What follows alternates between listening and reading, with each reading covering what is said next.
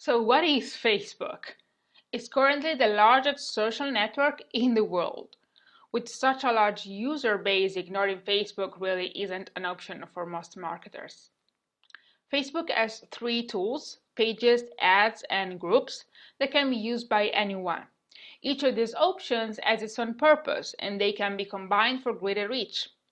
In this lecture, we'll discuss the basics of Facebook and start talking about Facebook pages.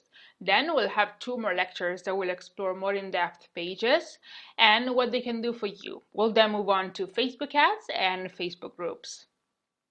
Let's start with the basics. I'm pretty sure you already have a Facebook profile, but just in case, let's discuss what you see as a logged-in Facebook user. You have a personal profile that is called your timeline that includes a profile picture and cover photo, as well as a series of other personal information such as your employment history or your relationship status. Obviously, this information is optional. It's called a timeline because you can include information, important milestones, and memories spanning your entire life. Once you've filled out a good portion of your timeline, you can start searching for and adding so-called friends. Search for them in the search box that appears on the top of the page.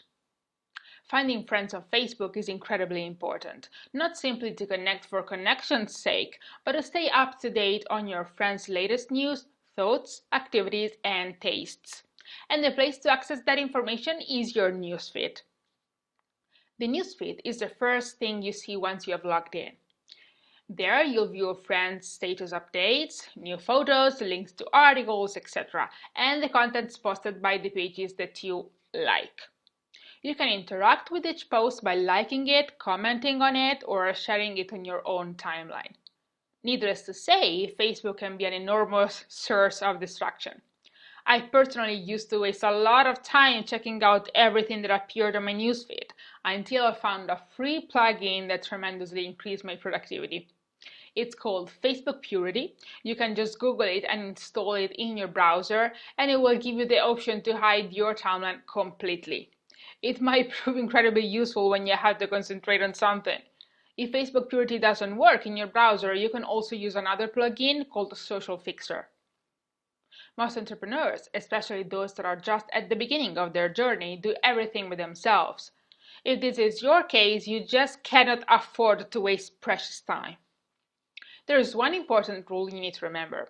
According to Facebook's terms of use, only real people, individuals, can have a Facebook profile. For anything else, that is your brand, your product, your website, your whatever, you need to create a Facebook page. Facebook pages are similar to profiles, but for businesses, organizations, and public figures. Users can like a page, which means they automatically receive updates from that page in their newsfeed.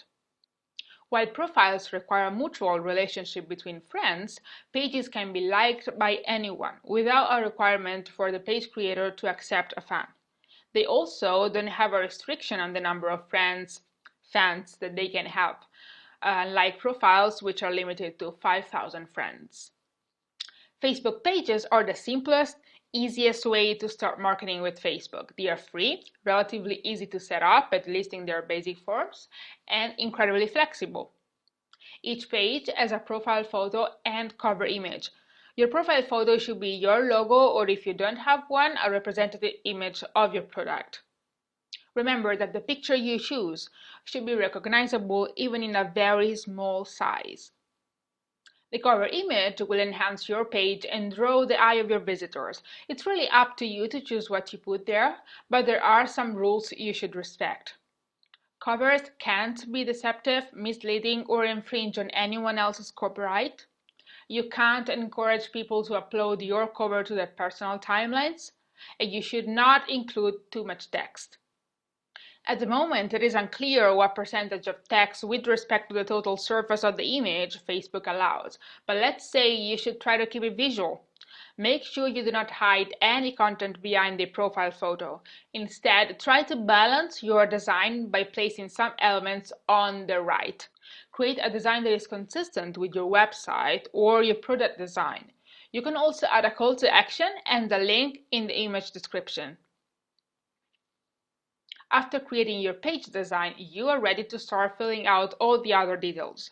According to the category you choose for your page, you will be asked to insert some kind of specific information.